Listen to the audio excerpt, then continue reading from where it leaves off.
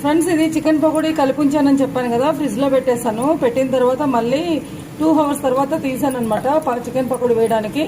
Fridge లో నుంచి 2 hours ముందు పెట్టాను. చూడండి, ఇలా ఉంటుందన్నమాట ఫ్రిడ్జ్ లో నుంచి తీసిన తర్వాత. ఆల్రెడీ ఒకసారి నేను చికెన్ పకోడీ వేసాను ఈ బాండీలో, అందుకే ఇలా ఉంది. మళ్ళీ ఇంకోసారి వేస్తున్నాను ఫ్రెండ్స్.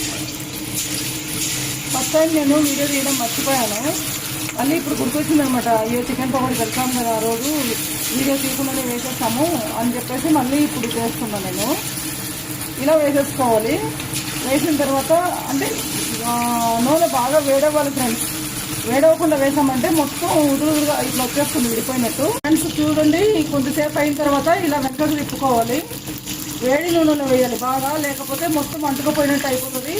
ఈ మసాలాలు మొత్తం వచ్చేసినట్టు అయిపోతుంది బయటకి. అందుకే వేడివేడిగా ఉన్నప్పుడు వేయాలన్నమాట, అప్పుడు నీట్గా వస్తుంది అనమాట. ఇట్లా చూడండి, మొత్తం అప్పుడప్పుడు ఇందాక తిప్పిన తర్వాత ఇలా కలుపుకుంటూ ఉండాలి. కలుపుకుంటూ ఉన్న తర్వాత ఇప్పుడు బాగా ఫ్రై అయిపోయింది కదా, స్టవ్ ఆఫ్ చేసేసి ఒక సర్వింగ్ ప్లేట్లోకి తీసేసుకుందాం. వాటిని వాటర్ కాదు కదా, ఇదే చూడండి ఫ్రెండ్స్, ఇలా తీసేసుకోవాలి.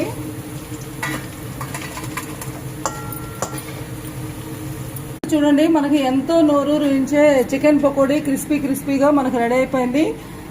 స్పైసీగా, టేస్టీగా సూపర్ అంటే సూపర్ ఉంటుంది. తప్పకుండా మీరు కూడా ట్రై చేయండి. ఎలా ఉన్నది అనేది ప్రిపరేషన్ లింక్ చేస్తాం.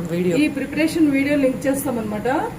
మీరు ట్రై చేసిన తర్వాత మీకు ఎలా కుదిరిందో నాకు కమెంట్ బాక్స్ లో తప్పకుండా కమెంట్ చేయండి. కొత్త వాళ్ళైతే తప్పకుండా సబ్స్క్రైబ్ చేసుకోండి ఫ్రెండ్స్. బాయ్.